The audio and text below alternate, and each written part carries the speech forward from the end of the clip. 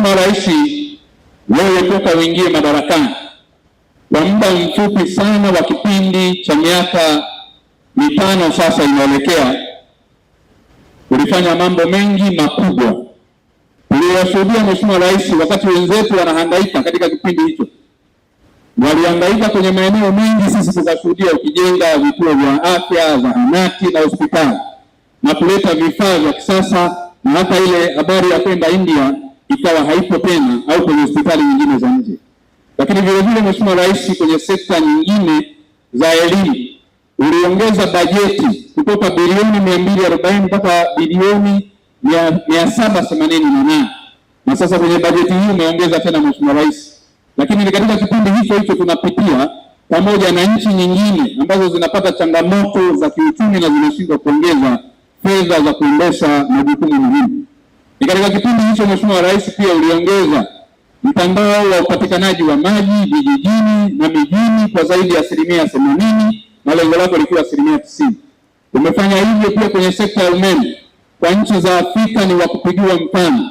Katika vijiji vyote waheshimiwa wabunge na wananchi wana mashahidi kwamba kote tumepata umeme.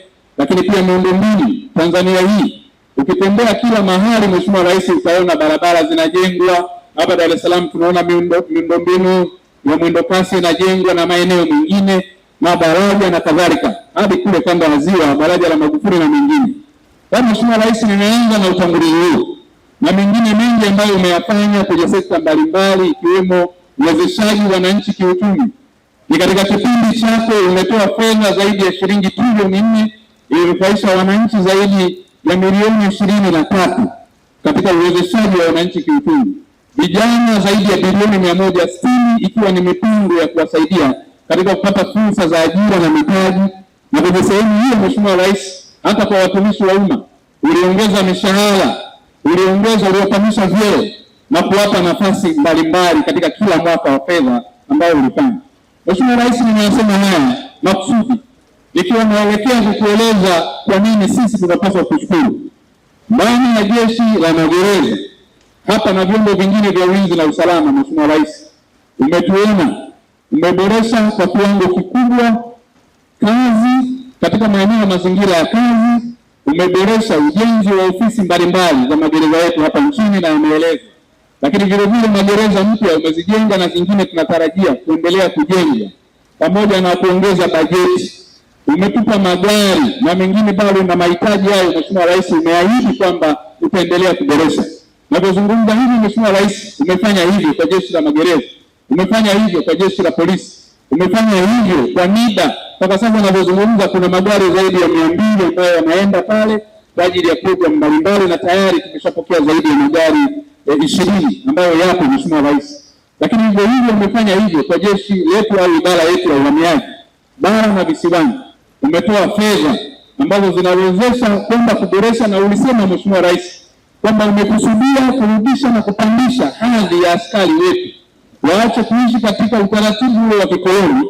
Kama ni askari wa magereza anamsimamia mhalifu ambaye ni mfungwa, tumewabadilisha sasa, tunawaita wanafunzi wa maadili katika mpango wa urekebisho.